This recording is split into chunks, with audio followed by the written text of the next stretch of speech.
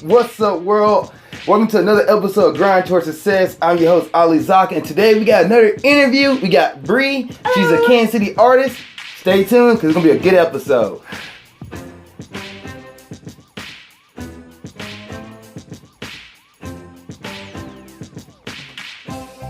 What's up, world? Alright, did an intro. Zakka here. Welcome to the 30th episode of Grind Towards Success. And I already introduced her before. I'm going to do it again. Bri here. Hello. She's an amazing artist. Matter of fact, got some of her art in the background here. She's from the Kansas City area. She has been at shows like Comic-Con, been on different live streams. She's been on other podcasts, just really grinding towards her goals and dreams and making art a thing. Is there anything you want to tell people before we get started? If you're interested in art, just go for it. That's probably one of the biggest things that I learned was just go for it. And I think we're going to be talking a lot more about kind of like the grind of art as well. So I think that's about all I have to say before we start the interview. Well, guys, let's get started. The first question: when you start making drawing? When you started drawing, how did you get into it? Why did you start drawing? So my grandfather is an artist, and so when I was younger, he started teaching me different things about art, and I really wasn't that into it when I first started. I wanted to be a zoologist, actually, when I was a kid. I was really into science. But when I got a little older, I started doing art a lot more, and I fell in love with it, and now I'm going to school for art, and I do it for my profession, and it's really awesome. Yeah. Okay, got a question here, because I used to draw as well as a kid, and this is one of the reasons why I came oh my god, to the artist, somebody who actually going towards their dreams, and with today's environment with the whole superheroes and all this stuff, and you see them, for example, Superman, Batman, they got the mainstream, I guess, someone call them, the modern, the mainstays. They all started from somewhere. Yeah. And you don't ever get to see the artist behind the artwork. Yeah. The only one is, Stan Lee? Yeah. And then Jack Kirby, but those only two everybody really, know. Nobody knows who made Superman. If you're a diehard nerd out there, you probably, there's a guy right now yelling at the screen. I know who made it. That's probably my mom, actually. But there's a side question here. Did you ever get in trouble in school for drawing in class?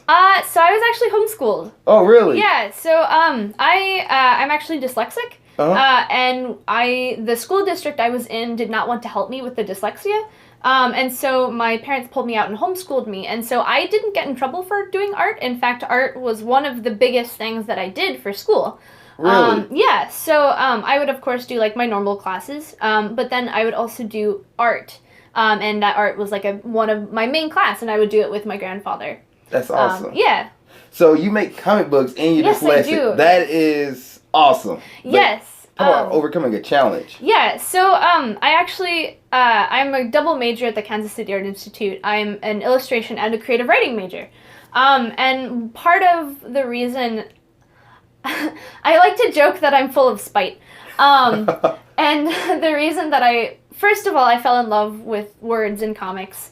And part of the reason that I love comics is because, as a person with dyslexia, they made reading so much easier. And, I would read constantly. I would read normal books as well as comics. But, with comics, I didn't have to work so hard to understand what I was reading because of the images. A lot of the storytelling in a graphic novel or a comic is through the art itself. And so it's a lot easier to understand what's going on if you're having a hard time reading the actual words themselves. That is truly awesome. Wow. Yeah. That's wow. And so that's why I wanted to help. There's a lot of stigma around comics and graphic novels because people think that, those are just for kids. But no, they're a very valid way of telling a story, especially for those of us, because there are many adults who have a hard time reading as well. Mm-hmm. And so it's a very valid way and a fun way to tell a story through visual media, as well as words. And I felt like it was a good combination of the two things that I love the most, which is words and art. So. And by the way, guys, that was one of her comic books that she made. Oh, yes. And you can purchase as well. We'll talk about that later in the episode. Okay, second question. When did you decide to make art a career, though? When was it you was like, this is it. This is what I'm going to put my heart and soul in. I'm not going to go to the 9-to-5 job. I'm going to go after art and make that something I want to do for the rest of my life. Yeah. So this is it was kind of a weird thing that happened. But basically, like I said, I wanted to be a scientist. When I was little, I was really into science. I really loved animals, and I wanted to do more with that. But art started growing on me, and it growing and growing and growing. And when I was 13 or 14, my aunt graduated from college, with her PhD, and when we were there were people who were graduating with art degrees, and I was like, wait, that's a thing that you can do? Even though my grandfather is an artist, it never occurred to me that was something that I could pursue as well. And I think that night when we were driving back from her graduation, I turned to my parents and was like, hey, I think I want to be an artist. And they were like, okay, well, let's do it. And so when I was about 13, 14, I started really, really pursuing art and finding information and talking to my grandfather more, and just drawing constantly, every day. Once I finished school, sometimes I wouldn't do my school and instead I would draw. But just all day, every day I would draw. That's awesome. That's truly awesome. Okay, so next question here. What challenges have you faced so far? You already explained one of having dyslexia, which is amazing. Guys, that shows you right here. She's a living example. You can't overcome your challenges. Don't let anything hold you back. I don't care what are you dealing with. You can go after what you want. So what other challenges have you faced? So there's, a lot of artists have mental health issues, myself included. I have pretty severe anxiety. And there's a lot of pressure, especially in art school, to work constantly work, constantly be making. And that's extremely exhausting, both emotionally and mentally and physically sometimes, because sometimes you don't sleep because you have to get a project done. And so that's definitely a big challenge that I faced, is dealing with that stress and that pressure, and learning how to accept it while also continuing to take care of myself. Because like I said, there's just so much pressure in the art world, because the art world it's very harsh, it's tough, it will not wait for anyone. So you really have to take care of yourself. And that's something that I've definitely been working on a lot this semester and this year. Sorry, didn't mean to interrupt. I'm gonna ask, how do you do that? 'Cause, somebody out there who could be, dealing with severe anxiety, what's a way for you to, all right, I'm gonna take it back, relax a little bit, and this might help somebody out there who's watching as well. I deal with that. She does it. Maybe it might work for me. Yeah. So definitely what I would say is get help. If you are suffering from severe anxiety or depression or any other mental health issue, I would, if you have access to it, definitely go get help. I know that there are free online places where you can talk to, perhaps not a therapist, but someone who's willing to listen, and willing to talk to you and give you advice on what you can do to help alleviate some of the pressure. So that's something that I did. I started going to see a therapist at my school. And that's helped a lot this year. Another thing that you can kind of do is just accept that, continue working, always be pushing yourself and working, but also understand that you're human and you can't constantly be making things as much as you want to and as much as I want to. I know that I can't constantly be putting myself out there, because all that's going to do is that's going to drain you, and you're not going to have the energy or the want even sometimes to make the things that you want to. So definitely if you're dealing with things like burnout or anxiety or what's it called? Artist block. I've been dealing with that sometimes. The artist block? Yeah, artist block. Something that you can do to help is to experiment with other mediums. Definitely make sure you're doing something creative, but maybe something a little bit more free-flowing and abstract instead of what you would normally do. So something that I like to do sometimes is I will just take, I'll get a huge piece of drawing paper, and then I'll put paint on my hands, and then I'll just do weird streaks across the paper, and that helps a lot sometimes when I'm especially if I have like pent up anxiety, or if I have just like complete artist block and I'm like, I cannot figure out what I want to do, I'll just like have at and do something just completely random and crazy. That's awesome. It's pretty cool. Guys, listen to that. There's some good advice there. I'll say rewind this episode and go back to that point because that is huge. Probably one of the biggest advice I ever had on this channel. So thank you. Thank you for absolutely. that. It's a hard thing to struggle with, and a lot of times when you're stuck in that block and stuck in that constant loop of nervousness and fear, it's hard to figure out a way to break out, and those are definitely some things that I find are very helpful. Here's another question. You talk about like hours already, like how many like the hard work can keep going, but how many hours a week do you put into your work, or a day, or like what does a normal work, not really say work day, but what does a normal day look like you when it comes to artwork and putting that hours in?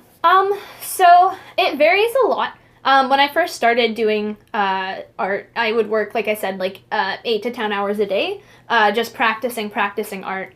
And now that I'm in school, I don't have a lot of time to spend working on my personal work. But I do spend, I have 2 days a week that I spend 12 to 13 hours a day in studio. Those are just for classes, not even for work. Oh, wow. And then I also spend a lot of time the rest of the week working on my actual projects as well as my business art and my normal art. And so I spend most of the week on art. I joke that the only things that I do are art, school, and video games, and that's about the truth. That's about the truth. So yeah, it's I spend a lot of time, and like that's not how everyone does it. Some people spend less time. I just push myself a lot more than I probably should sometimes. But yeah, definitely, if you're interested in art, definitely push yourself hard, because like I said, it's a hard field, and it's hard. So definitely at least draw a couple times, like I'd say like for a minimum half an hour a day, to like stretch those art muscles. That's awesome. Yeah. Because that's something too. Like you have going to college. Yeah. And like this is your job as well, but also your personal work. And you say you after college you go and get your project done. Because I had an art class in college, and that doesn't end. Like you get a project, you're like, all right, I want to make this the best A+ work. And Chris Mauston, if you're watching this episode, you're my teacher that was in art class. You was an amazing teacher. Thank you for the knowledge you gave. But like, yeah, she's right. Like you got to put in work afterwards. Like he would like you say, oh, I think I have an A work. And you're like, no, this is not A assignment. Yeah. And you got to go back. And so art teachers are not easy. No, they'll tell you how it is. They will let you know. But yeah, I actually the same weekend as Kansas City Comic Con where you saw me, I had 3 separate sculptural build projects due that Monday. Wow. Yeah, one of them's actually sitting over there. It's a lamp now. I see it. Yeah, I'll grab it later and show it. But yeah, so it's a lot of work outside of class. I spend most of my time working on that and then trying to get as much of my normal business work as I possibly can done. So guys, listen to that advice. Like you might have something like a job to go 8 to 5 or class and stuff like that, but work. She said 30 minutes after like just what you want to work on. Work towards your goals. So even even if like you're not doing like full on drawing, even if you're doing just like sort of some sketches. I have a sketchbook right here. Even if you're just doing like random little sketches, like here I was making things out of triangles. Even if you're just doing some like random little sketches, or like there's another one that was based on triangles. Like those can help a lot just to like generate some ideas. So even if you don't have time to do something fully fleshed out, those little sketches help a lot. As I bump the table. No, you're good. All right. So what is a big pet peeve of yours when it comes to art? All right. So my biggest pet peeve is I see a lot of young artists who think that they can get by on just talent alone. And I'm not a big believer in talent. I do think that there are some cases where you might have an innate understanding of something, but even with that innate understanding, you still have to work hard to be able to make something that is aesthetically pleasing. And also, something that especially annoys me is when I tell people that I started studying art, they assume, oh, you just learned from your grandpa. And no, that's not the case. What I did was I went to the library and I got every single book I possibly could find on art. And I took them home and I read them all. I read every single book that I could possibly get my hands on, and I did the techniques. I did all of the exercises that they had. I did the tutorials, and then even now what I do outside of class, because like a lot of people assume art school is like you go there and they're like, this is how you draw. But it's more free flow. It's like you go in and they're like, this is kind of what we want you to do, and these are some techniques that you can work on, but you have to figure out for yourself kind of what you're doing. That was a tangent. But the pet peeve is when people assume that they don't need to know the rules. The assumption that you don't need to understand the rules and the art theory that's behind the work of art. And so a lot of times people will do things, they'll like replicate anime style, and there's nothing wrong with replicating anime style as long as you also have an understanding of how the actual human anatomy works. Or like how color theory and composition works. And you can pick up a lot of that by looking at other people's art. But a lot of that also comes from studying and reading up and watching YouTube tutorials about these things. Oh, that's awesome. Yeah, so that's my pet peeve is people not wanting to take the time to look for the resources that are available. Okay. Next question. What motivates you? Like, why? What drives you? Why are you doing this? What makes you want to like put in the work towards art every single day? So I fell in love with art. It's like I said, it's my favorite thing. And growing up, I grew up with my mom, who was a comic collector, and my dad, who played video games and tabletop games. And every time that I would experience an incredible story or an amazing video game, I would be like, I want to tell a story like that. I want to make someone feel the way that I feel when I play these things or when I read these things. And so I get very excited when people come up to my table and they buy my books or they read my books or they look at my work and they go, thank you so much for making this, because this is something that really touched me. Because I look at other people's work and it touches me, and I want to spread that. And I want to spread that inspiration. So that's awesome. That's my big motivation. Okay, what advice you want to give to somebody who wants to get into art themselves and make this something they want to do for the rest of their life, make this a career? Yeah, absolutely. So definitely I think the biggest thing that you can do for yourself is practice. Just as much as you can. If you have free time, do some sketches. Something that's really fun and easy to do is if you want to just do like some contour sketches of your hand. So basically what a contour sketch is you just like draw the outline of your hand while not looking at it. And you're going to get some really weird looking things. But it helps you to really start paying attention and learn how to see things, which sounds very art school. But that's something that I've learned a lot, is just learning to look and learning to see. And understand what you're looking at. So another thing that you can do is definitely, like I was saying, even if you don't have access to art classes or art college or things like that, something that is absolutely helpful is to go to a library and look for every book that they have on different kinds of art and just read through and follow the instructions and follow their tutorials. And then another thing is at libraries they have public internet. And so if you don't personally have internet at your home, you can go to the library and you can find that information there at the library. And as long as you have a pencil and some paper and a library, you can find all that information that you need. So that is absolutely something that I would suggest. And then if you are looking at doing art school, something called National Portfolio Day, which is normally in October. And what that is that art schools across the country will have an open studio. There we go. I can speak today. They'll have an open studio so that you can come in and show off your portfolio and get feedback. And feedback is absolutely vital in growing your art. And they'll give you feedback on what they're looking for students. And that's actually how I got the scholarship that I did for the Kansas City Art Institute. So that is something that I highly suggest if you really are looking to go into an art school. Or even if you aren't looking to go into an art school and you just want to like get some feedback on your work. All right, guys. Pay attention to that advice. Rewind it. Go back, re-listen to it. Google it. And, yeah, definitely check that advice out. Yeah.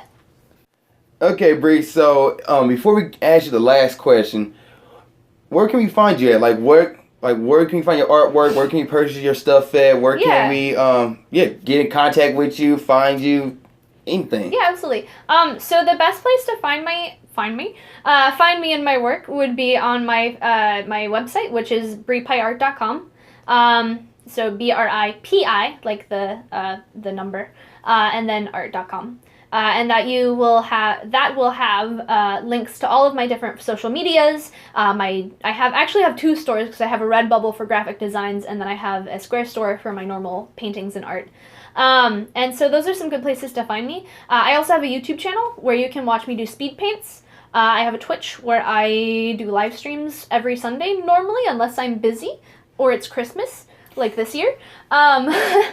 So definitely those are some good places. If you want to help support me, I have a Patreon. I'm going to be doing a special surprise once I hit 15 patrons, so that's something to look forward to. So those are a lot of really good places to find me. Awesome. I also have that in the comment section below. Yeah. And you got the lamp. Oh, yes, I did. I went and I grabbed... So this is one of the things that I made last semester. It's supposed to be my dream studio, but I wanted to make a paper lantern, so I did. So this is the little lantern. It's got a little door. It's made of paper, so I can't put a real candle in it, but I have a little fake candle that I put in it sometimes. So, nice. Yeah. And behind us, we have some of her artwork. Yeah. So, I'm not sure you guys can see all of it, but we have some of it right here, and then I can hold up one of the comic books you want me to. So we have some of her comics that she has done. They're really awesome. Definitely guys check them out and go to her website too. She got a lot more stuff. Even you do video game art too. Yeah, I do. I'm really interested in making video games, and I'm planning to make a couple of video games. It's really silly, but one of my dreams is to make a dating sim based on art school. Okay. So that's something that I want to do because I love dating sims because I think they're really silly. And it's not really a silly dream. Go after it. Go for it. Yeah. And this is awesome. I blanked out there what I was going to say. Oh, by the way, what kind of video games? Because you want to make video games, but what style of video games? Like RPGs, shooters, first person? Since I'm more art based, I'm really interested in doing visual novel and sort of decision based. It's like Mass Effect? No. Have you ever played? Have you heard of Doki Doki Literature Club? It's a new game. It's free to play. It's like the girl, one girl, you kind of fall in love with, and then you make a decision, she kills herself. Something like. Is it that game? Yeah, it's that game. Okay, yeah. Yeah, that's the game. That's the kind of games that I'm interested in making. Is weird meta games. But for to start, I want to make some just interesting little visual novels. Magikarp use Fly. He played that game. I saw him play, and he was like, "Oh, what is this?"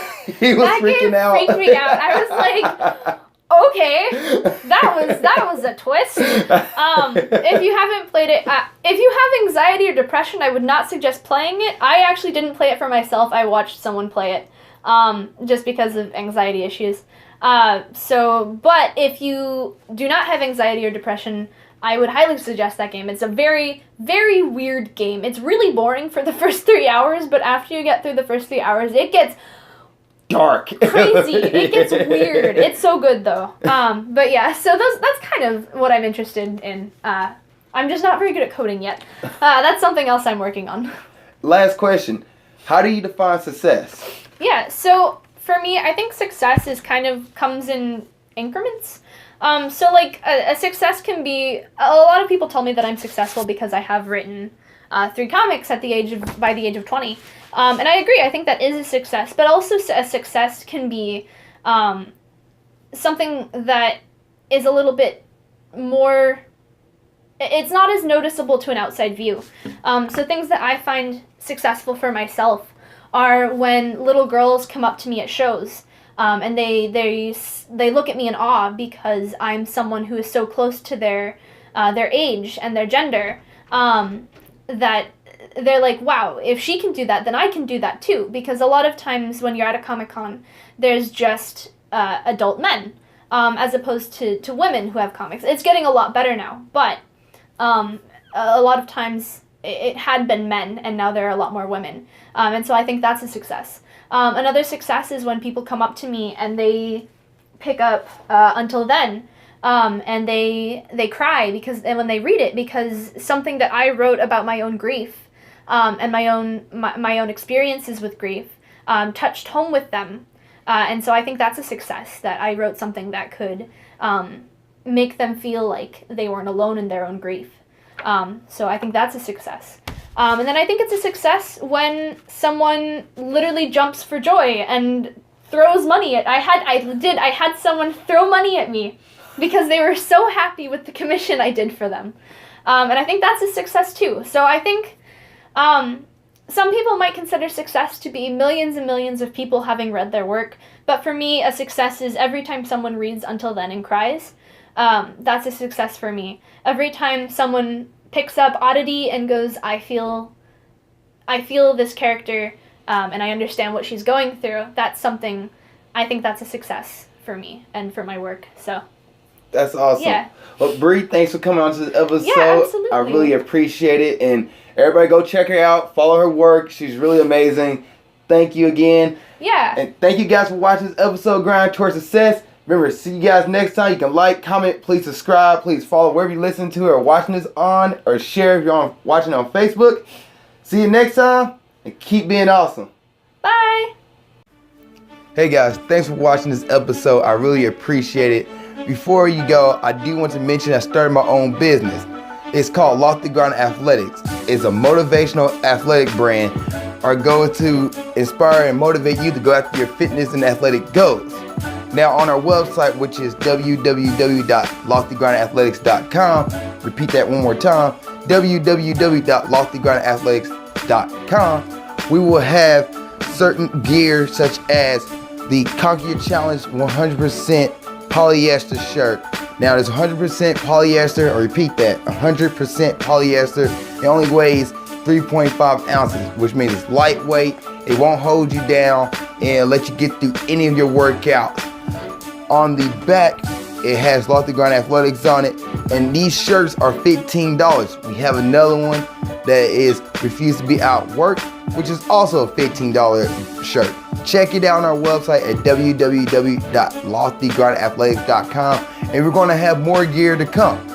And if you're watching this episode on YouTube, please give it a thumbs up if you really enjoyed it. Please put a comment in the comment section below of a new topic or something you want me to talk about. And please subscribe. Lastly, you can follow me on Instagram there, follow me on Snapchat there for new and daily motivational tips. And you can watch the next episode or the last episode of Grind Towards Success here, and watch Movie Showdowns, which is a movie review series that I've started. Other than that, thanks for watching this episode. Keep being awesome.